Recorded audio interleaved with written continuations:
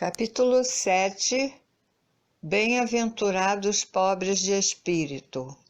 O que se deve entender por pobres de espírito? Bem-aventurados pobres de espírito, pois que deles é o reino dos céus. Mateus capítulo 5, versículo 3. A incredulidade zombou desta máxima: bem-aventurados pobres de espírito, como tem zombado de muitas outras coisas que não compreende. Por pobres de espírito, Jesus não entende os baldos de inteligência, mas os humildes, tanto que diz ser para estes o reino dos céus, e não para os orgulhosos.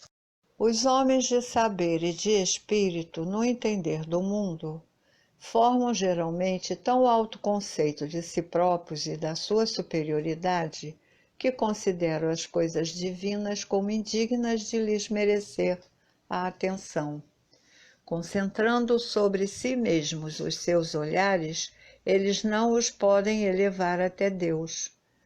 Essa tendência de se acreditarem superiores a tudo, muito a miúde, os leva a negar aquilo que, estando-lhes acima, os depreciaria, a negar até mesmo a divindade, ou se condescendem em admiti-la, contestam-lhe um dos mais belos atributos, a ação providencial sobre as coisas deste mundo, persuadidos de que eles são suficientes para bem governá-lo. Tomando a inteligência que possuem para a medida da inteligência universal e julgando-se aptos a tudo compreender, não podem crer na possibilidade do que não compreendem. Consideram sem apelação as sentenças que proferem. Se recusam a admitir um mundo invisível e uma potência extra-humana, não é que isso lhes esteja fora do alcance.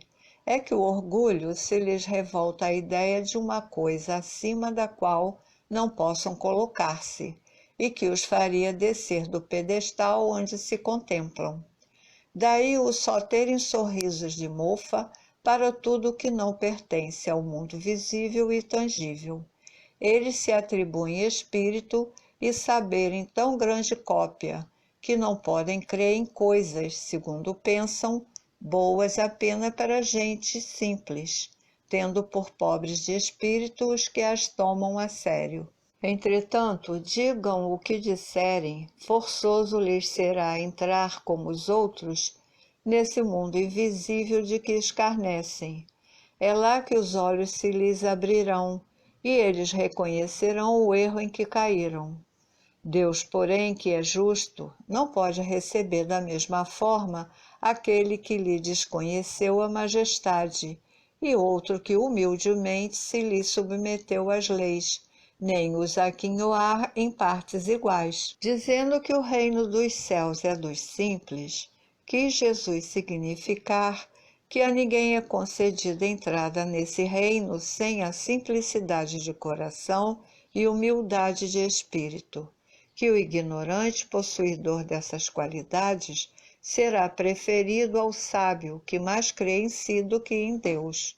Em todas as circunstâncias, Jesus põe a humildade na categoria das virtudes que aproximam de Deus, e o orgulho entre os vícios que dele afastam a criatura. E isso por uma razão muito natural. Há de ser a humildade um ato de submissão a Deus, ao passo que o orgulho é a revolta contra ele.